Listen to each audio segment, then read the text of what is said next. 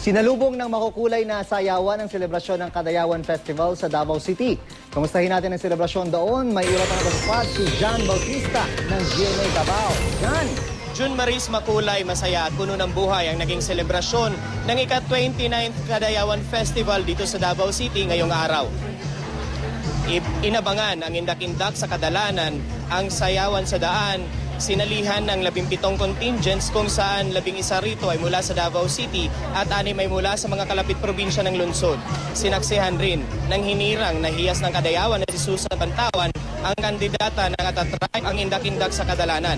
Kasunod ng umano'y banta sa seguridad noong nakaraang buwan sa Davao City, todo alerto ang PNP, Bomb Squad, Task Force Davao at iba pang mga force multipliers na pinakalat sa buong syudad.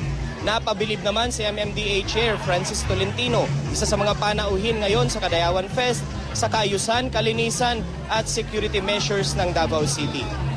June Maris, ngayon ay patuloy ang paglilinis ng mga personahe mula sa City Environment and Natural Resources Office, gayon man ang sa BFP, para sa mga kalat na iniwan kanina ng Kadayawan at kanila itong niligpit. At inaasahan mamaya ang iba pang mga activities tulad na lamang ng Indigay Patugtog at street party mamayang gabi yan.